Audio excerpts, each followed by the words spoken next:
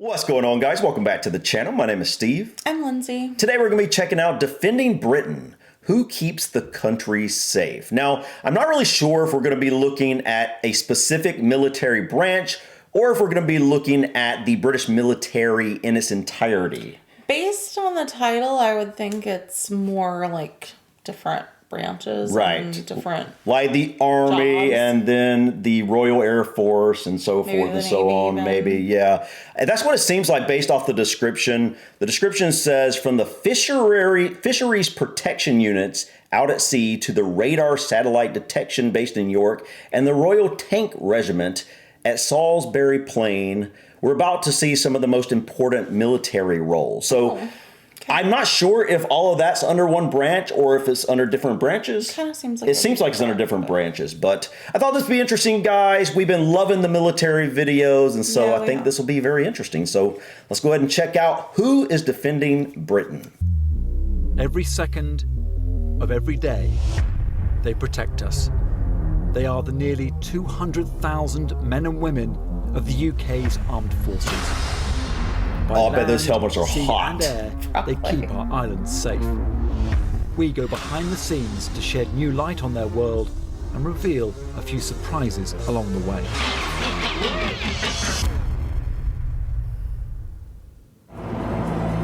Oh my In the gosh. English Channel, HMS Severn is fighting a war of economics. The Royal Navy polices the fishing industry out here, a job it's had for 400 years. The rules are there for a reason, that is to protect the economy of the UK fishing industry, and so we have to enforce it if required.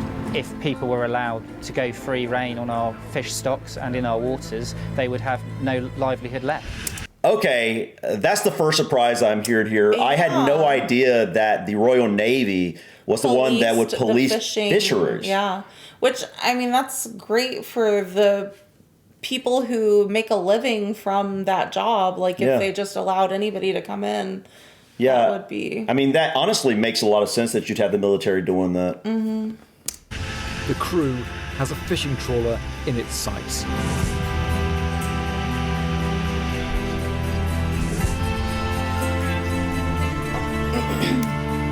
On board, everything is checked. Nets and fishing gear are first. The holes have to be large enough to let young fish escape. I reckon this will be all right. 9.7, it only needs to be above 80. The next stage of the inspection is a check of what's down below in the fish room. We'll be able to estimate the weight of each species. So we'll do that for a couple of species, just make sure it ties in with what's in the log on board that we've already checked. And then we'll just have a general look around. Fish caught at sea are packed in ice to keep them fresh. Whatever the weather on deck, it's always freezing down here. We transfer these fish across, so make sure there's no ice or anything else mixed in that will affect the weight. Then we'll just put it straight on the scales. Punishments can be severe. Fines of thousands of pounds, seizure of fish or equipment, or criminal prosecution. It's a necessity. I think you've got to be policed. If you break laws and you start landing fish that's not supposed to be landed, you're not doing yourself any favours, because it drops the price on the market. With everything above board, the Navy move on. On Salisbury Plain... By the way, who does that here? I don't know. Would it be the Coast Guard? Maybe. Which is a military branch. Yeah, it is. So I really don't know who, protects our fisheries here. Royal Tank Regiment is on the move. In a world of remote piloted drones and laser-guided bombs, you might think the tank has had its day, but don't believe it. There is a lot going on in the world at the moment. There are a lot of threats to the United Kingdom, as well as other democracies throughout the world. And in that case, it's entirely possible that the British Army, and therefore the Royal Tank Regiment, may be called forward. We are part of the reactive force. Our job is to ultimately deploy and fight overseas.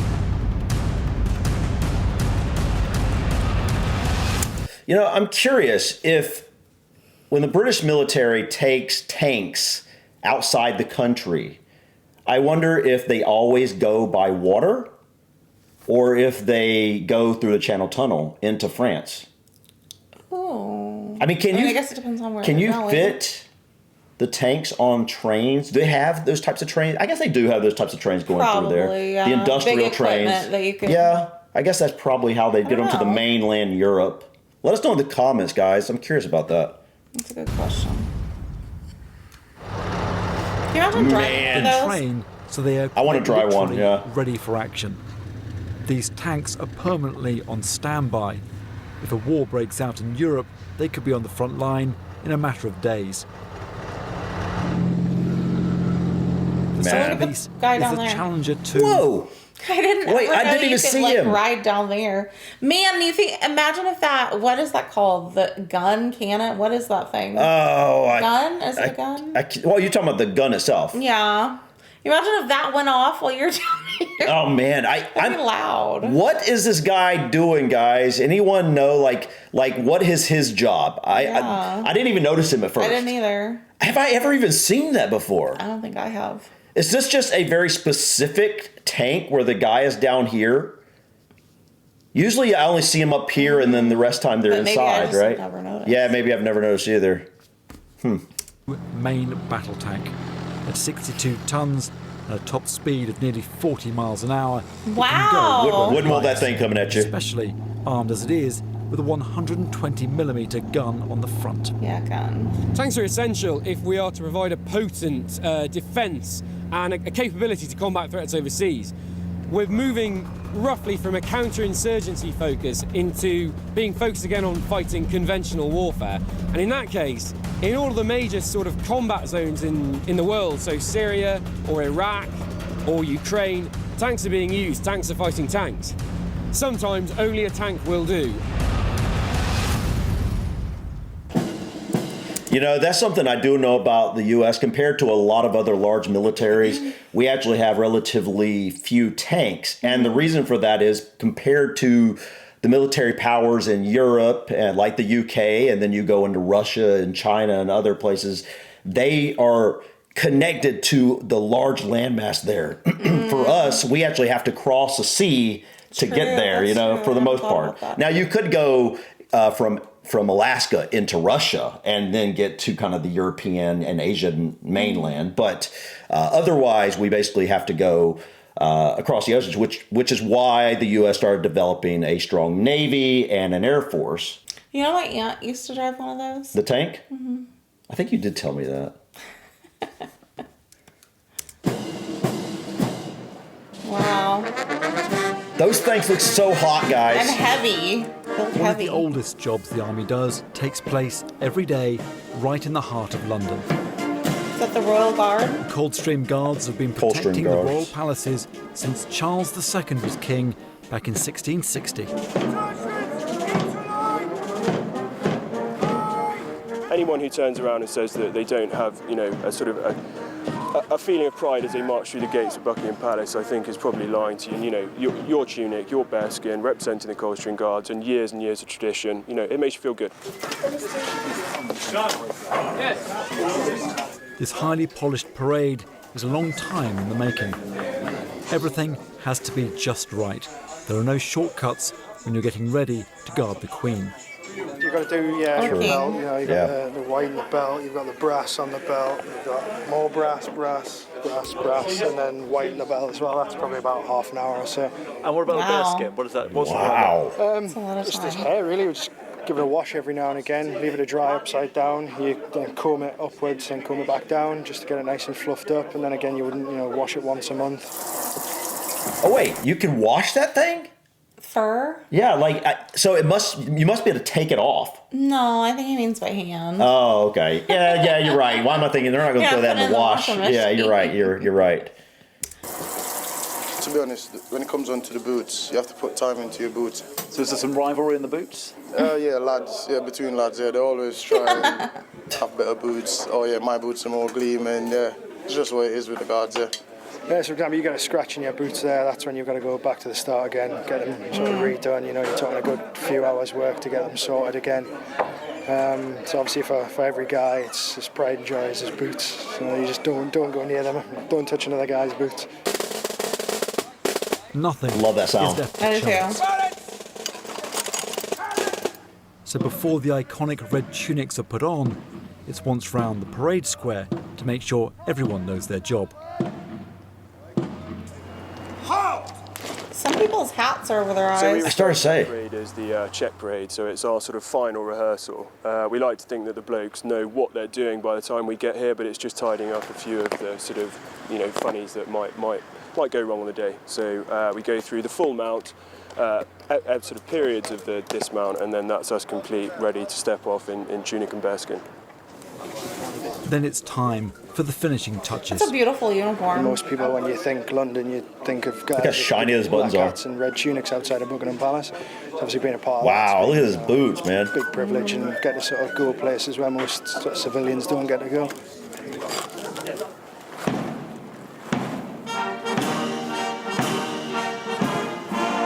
Wow, just how end step they are. I know. And by the way, I just wanted to point this out. Look how beautiful this surrounding is, this gate here. It's incredible, guys. Can't wait to see that in person. Yeah. Years now, and still, the pride of marching across there and having everyone watch you, it doesn't change. It's the same the first time I've done it to even now. It's a very proud feeling. You don't experience it really anywhere else. When you stand there looking smart, you think, oh yeah, the public is seeing me looking smart, so it's a good feeling, really. But this is just one side of the Coldstream Guards. The other looks like this. Actions on attack, what happened is... These trainee guardsmen and recent recruits from other regiments are preparing for an ambush at the Catterick garrison in Yorkshire. Excited to get on with some section attacks, do some fun stuff, running about, firing the weapon.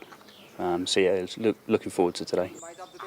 The section attacks, fighting, but discharging my weapon, to be honest. I haven't done it yet. But before you can fire a rifle, it has to be clean. Trigger guard, pistol grip, magazine housing, magazine release catch. We're just stripping and assembling weapons after contacted last night and this morning, so they're pretty dirty, so you want to clean them just so you don't, so if anything does happen again, you're not less likely to get stoppages. It makes it less hassle for you. It just goes to show you, like, how many little details they're responsible for, from having to take care of their weapon, obviously, but then later on, just shining your boots to a mirror finish, and then your buttons, and just the way you've got to keep everything so Your clean hair, and orderly. man. Yeah, your hair on your big facial hat. Hair, yeah, all of that stuff. Time then to dig in and wait to attack. This is as close as we're going to get to the real thing at the moment.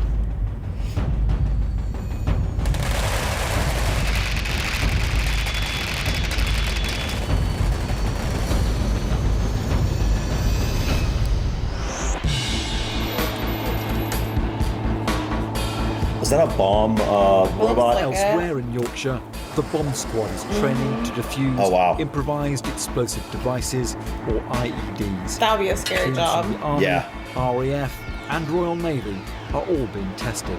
All our scenarios are based upon devices that we've either seen in the past or currently, or potentially ones that we think could come in the future. So we try to test them in line with the threat in the UK, and also the potential threat from maybe terrorist attacks. Where possible, they use the robot. Called a cutlass, it can do it all. You can open boots, open doors, it's got weapons on it, so you've got certain presets that will allow it to climb upstairs. But sometimes, cool. even the seemingly easy tasks prove tricky. The course is run by the Army's Explosive Ordnance Disposal Regiment, or EOD. It's to test the ability to make sure that they're said to be working on the UK mainland streets. One of the toughest tests for an EOD team is when someone's life is in danger. There's a device under this car. The driver is still inside. No time for the robot or the protective bomb. No, of course not. Yeah, they're just filming it, yeah. I was gonna say, did they accidentally have... No. But I was just thinking, okay, this is a few years old at this point. I don't remember how many years, but you can imagine in the coming decade or so how advanced these robots are going to be. You're going to probably have humanoid robots, like actual robot like people-looking robots. Yeah. They kind of already have those. I've seen the drone-looking robots. What do you call them? I forget what. Yeah, I can't think. I know Elon Musk, if I'm not mistaken, just was his company. I forgot which company. He has a million of them. Was coming out one that was going to be like a household robot. I mean, that's one thing I can get behind when it comes to technology is using it for purposes like this, where high stakes situations, where you wouldn't want to put an actual human being's life at risk if you don't have to. Mm-hmm. Yeah. But in other everyday scenarios, it's like, no, I don't need a robot to mow the grass for me. Right. You know, that in the long run is just going to start displacing so many people, truckers, and anyway, that's for another video. At all costs. So my aim was to get down the road quickly as possible, but safely to assess the situation and try and remove him from the danger, not the danger from him. Once clear, the cutlass is deployed. Wow! But the job isn't finished, and that means wearing the suit. With all our remote means, everything we do remotely, we have to confirm manually. So whatever the robot does, I then have to go and trace, because sometimes things do get missed on the cameras, or we might not see the full device might not be separated properly. Wait, so this guy, after the robot's gone and supposedly taking care of it, he's got to go in and check. Sure. Wow. Okay. Yeah, so that guy's job is a little bit risky. Yeah. Wow. So then I have to go and confirm all that before I can allow anybody else to come down. As you can see, manual dexterity can be quite tricky, especially in these sort of conditions. Obviously rain doesn't help. It's quite heavy itself, especially wearing the Nomex as well. It's very restrictive for breathing, obviously it's for life safety. Mentally, it's very fatiguing. I bet. Yeah, you're constantly thinking, what am I doing now? But you enjoy it? Yeah, very much so. As you can see, very happy. Yeah, it's good. It's quite rewarding. It's a very important job, and hopefully we're not needed, but we train very hard in case we are needed. I couldn't do that job. Before a bomb can be defused, it has to be discovered. That's often done thanks to the noses of the military working dogs. Okay, they were the airport right there. Mm-hmm. I would have assumed this would have been the local police. Who come in all shapes and sizes. This is my arms and explosive search dog, Geo. He's a 3-year-old golden retriever. He's the only golden retriever in service in the RAF and the British Army. I trust him with my life. The only one? To do the job that I do. Look at him, he's a good boy. Massively friends, massively friends. He loves me, I love him, and we frustrate each other when we're working. Geo's sense of smell has the power to save lives. He and Rob train hard to make sure that nose is at its best. So this is a scent carousel. What I'm doing with Geo is I've put a sample that he's trained to find into one of the pots.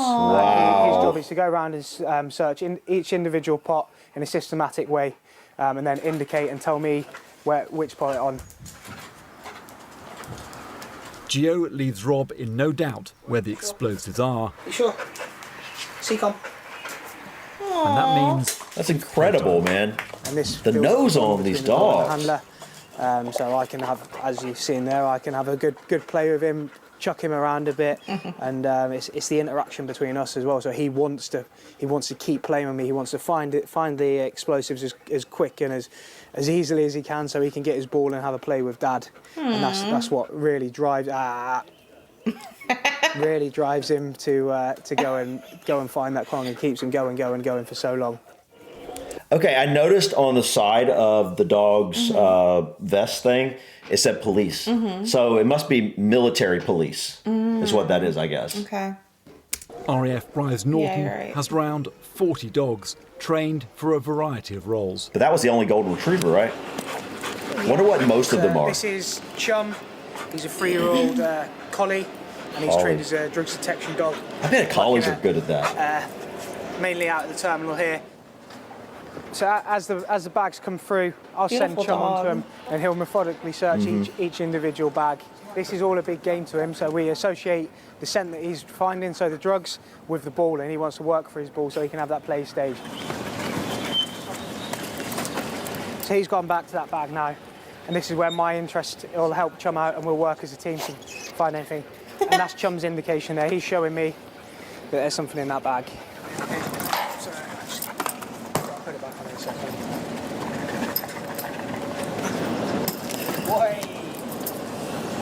It's a massive game for him. Massive game. It's the same as all.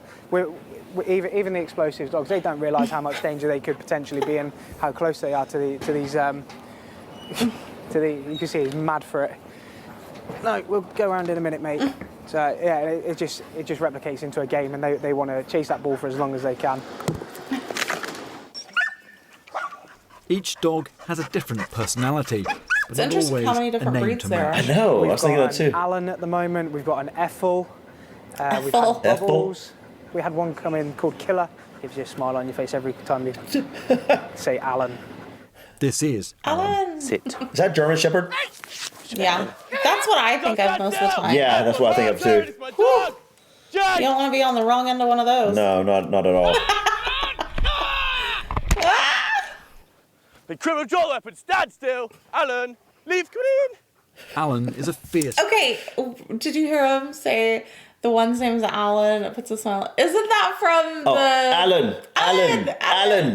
That what? Yeah, I can't remember what that was, but it was something we watched. Yeah, it was like where they did funny voiceovers to animals. Yeah, that was hilarious. I can't remember what it was called though. I don't either. It's a patrol dog, but he's not allowed to bite everyone.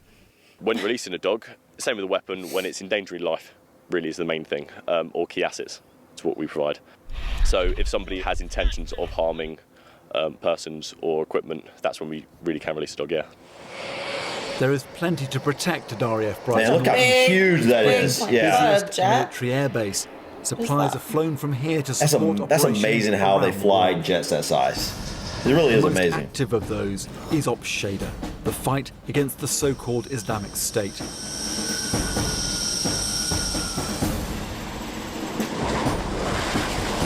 Wow, that would be an experience. British jets have been flying sorties Anything, since like September even 2014. Even right side up. They've conducted nearly 1,400 airstrikes across Iraq and Syria. That's second only to the United States. The British effort is based at RAF Akrotiri in Cyprus. From there, 8 Tornado GR4s and 6 Typhoons fly their missions. There is also a fleet of Reaper drones based in the Gulf. It's not just about dropping bombs.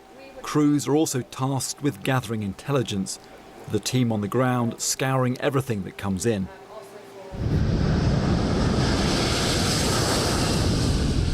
Every time the jets go up, they are joined by Voyager, the military version of the Airbus A330. This refueler makes the fight against IS possible. Pilots can come for a refill up to 3 times on a sortie, keeping them in the air for 7 hours. Other nations' jets also get fuel from Voyager, which allows the combined coalition force to fly missions around the clock. That's crazy. You know, you've got to wonder, though, in the future, if there's going to be, like, I don't know how long this will take to get there, but sooner or later, they're going to have jets that are flying without fuel. Or at least can, like, stay, once they're up, they can stay without fuel for an extended period of time. Yeah. You know, I'm surprised we don't have that already. Yeah. I don't know exactly how they'll make that happen when they do, but I mean, obviously there's a lot of drones already that, from what I understand, aren't powered by jet fuel. Yeah. So you got to wonder when that's going to happen with, like, fighter jets and, you know, even commercial planes. Eventually it's bound to. Yeah.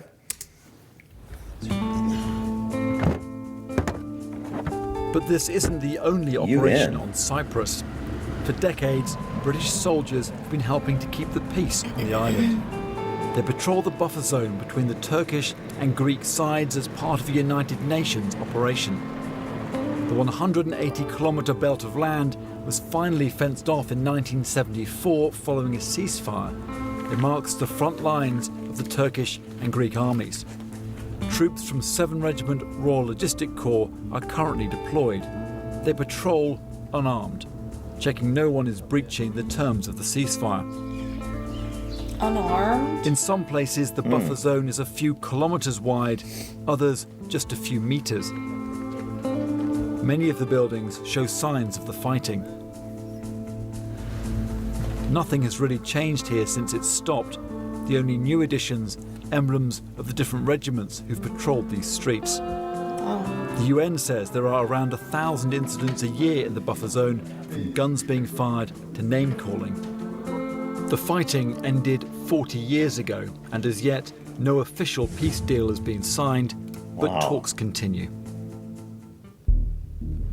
What's that? There is a role high the British security. military has been doing for even longer. It happens here, way out on the Yorkshire beautiful. moors. This is RAF Fylingdale's radar station. Oh, it's a radar station. detector thing. I'm curious what we were just looking at, like close up. I couldn't tell what that was. I know, all those little... Yeah. I don't even know what you call it, yeah. Where every minute of every day there is a team looking up on our behalf in case there's a nuclear attack. Oh, wow. This is the Space Operations Room. This is where we carry out both our primary and secondary mission. Primary being ballistic missile early warning. So essentially, when missiles are launched, we will track them. The second mission of space surveillance, making sure we know satellites are where they're supposed to be and they're not doing anything they're not supposed to. Throughout the day, we get this, what we call a RAF job, which is basically like a bus timetable for satellites. So these are the objects that we're interested in. What I've put up here is the orbit for the International Space Station. It comes up as object 25544. The ISS is obviously a huge object, so if we miss that object, we've done something very wrong. But yeah, the smaller objects are the ones that we have a bit more interest in. They're tracking around 40,000 objects in space. Wow. Only about 2,000 are working satellites. So they are looking out for potential collisions, but also where new satellites could go. The ballistic missile threat kind of captures the public imagination because most people lived through it through the Cold War and they understand what it means. I think trying to explain to people that denial of space would take away some of their basic things they've come used to these days, no Facebook, no social media, probably has a bigger impact, but they probably just don't really connect with what's happening in space. But the primary mission remains providing early warning of a nuclear strike. They train hard and often, so they're ready. Voice notification received. Okay, precautionary 1-1. Copy. Eyes on for build-up. Tell us what's happening here. At the moment, the satellites picked up a large heat source from a missile launch or a space launch. They're preparing now just in case it generates a site report, which is a launch predicted impact for a missile. And the guys at the front, they're talking to UK and American High Authority to make sure they're receiving Fylingdale's data. Fylingdale's site report result are valid for 2 missiles. Acknowledge CTF 345. Acknowledge UK Spock. So that'll be the launch point and the predicted impact point and the times the missile is expected to impact on the ground. East 122.02. Earliest time 093651. Launch origin. Historically, the threat came from Soviet Russia, and elsewhere, once again, it is the Russians keeping our armed forces busy. So those guys, basically, they're obviously looking out for a nuclear threat, like a nuclear launch. I wonder what happens if that was to happen. Russian planes repeatedly buzz NATO airspace, a modern threat the RAF is ready for. There have been jets on standby in the UK every single minute since the Battle of Britain in 1940. Wow, every minute? Literally? This training exercise shows Since how quickly they 1940? react.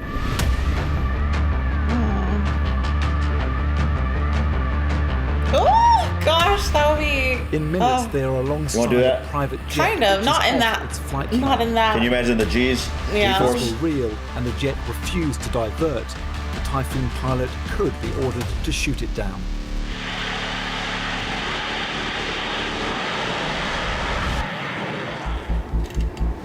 Back in the English Channel, it is the Russians once again demanding attention. HMS Seven drops its role as fishery protection to help. We were tasked by the Navy to intercept a Russian landing craft or a landing ship that was returning from the Mediterranean and heading back so they have dual purpose. Towards its home port in Russia. We sighted it at about 12 miles and we closed in and put the ship just astern, so behind the Russian ship, had about a mile to follow her up the English Channel. The Royal Navy regularly conducts escort duties as part of our responsibility to protect UK waters. At the end of the encounter with her, we have a tradition that warships salute each other.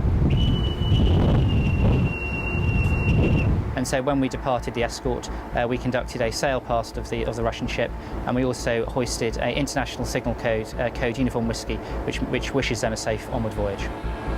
But the Russians sailed on without responding. Wow. This is really interesting. This was an incredible video, guys. This is the first time I've seen anything quite like this. As in-depth as this. Yes, this wasn't even as in-depth as I would like to I know, I'd like to go in more under each of these different departments or branches. But this was incredible because it just gave us, just an overview of so much of the British military, and I'm honestly shocked at some of this, like the fisheries and the guys looking out for the satellites and things like that. Just this, how many things different you wouldn't think of, right? How many different branch or departments, I guess you'd say, within the branches of the military? Let us know in the comments, guys, how many different official branches are there within the British military? I can think of 4 off the top of my head, but I think there might be another 1 or 2 if I'm not mistaken. But yeah, guys, we really enjoyed this. We'd love to look more in depth at different things or the different branches within the British military. Really been loving these military related videos. Yeah, we have. I would like to see a video where it compares the differences between our military and UK military, like if there's any differences. I mean, I'm sure there are, but yeah, I think we would almost have to look branch by branch in that regard. Yeah. But that would be interesting, guys. If you know something we should check out, US versus UK type military stuff, please let us know in the comments. Of course, we're always up for suggestions for anything, but in this video, we're asking for suggestions specifically about military related stuff. So if you have anything you want to share with us, please leave it in the comments. But I think that's it for us today, guys. That's it. Thank you so much for stopping by. Please click that like button. Feel free to drop your comments or suggestions about this video or others. And don't forget to subscribe to continue to follow us on our journey to discover anything and everything about the UK and Ireland. Until next time, guys. Peace. Bye.